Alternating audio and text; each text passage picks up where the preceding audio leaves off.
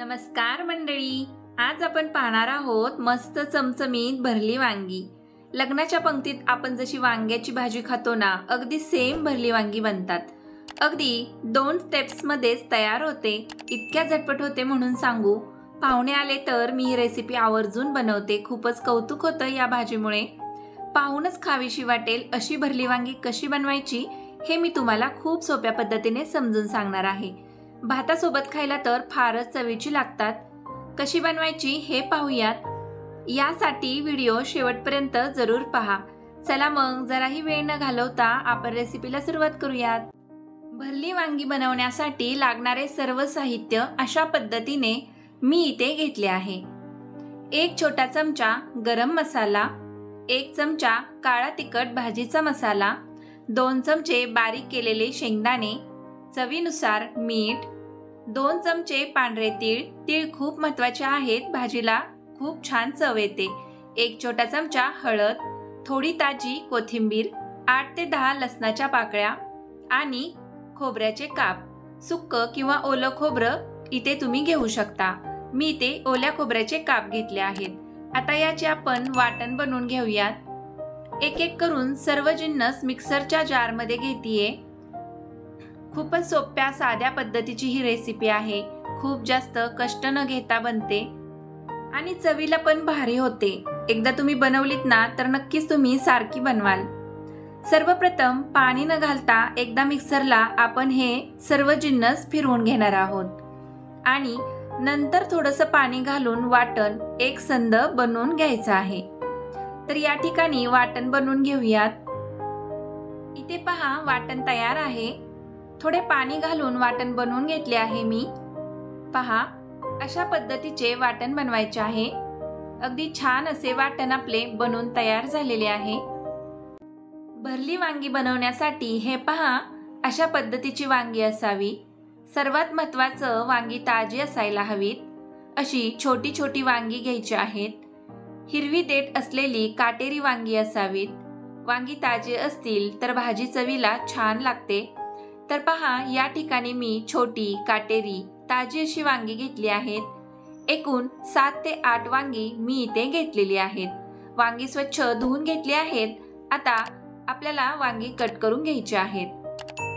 तर इथे पहा अशा पद्धतीने वांग्यांची काट काढून घेतली आहेत आणि वांग्यांची अर्धी देठ देखील कट करून मी वांगी अशा पद्धतीने चिरून घेतली आहेत आणि पाण्यात ठेवलेली आहेत, म्हणजे वांगी काळी पडणार नाहीत। चला वांगी कट करून झाली आहेत। मसाला देखील आपला तयार आहे। भाजी बनवायला घेऊया। सर्वात आधी वांगी आपण तेलामध्ये शिजवून घेणार आहोत। यासाठी कढई गरम करून घेतली आहे। यामध्ये 3 ते 4 चमचे तेल मी घेतीये। पूर्ण भाजीसाठी लागणारे तेल आपल्याला आत्ताच कढईमध्ये घ्यायचे आहे। सेम आचारी पद्धतीने आपण हे वांग बनवतोय। थोडी वेगळी पद्धत आहे ही। तेल गरम झालं आहे, यामध्ये वांगी घालून घेत आहोत। 1-2 मिनिटे वांगी तेलामध्ये चांगली परतून घ्यायची आहेत। गॅसची फ्लेम या ठिकाणी मीडियम टू हाय ठेवायची आहे। 2 मिनिटे वांगी परतून घेतली आहेत। वरून अगदी चिमूटभर मीठ घालून घ्यायचं आहे।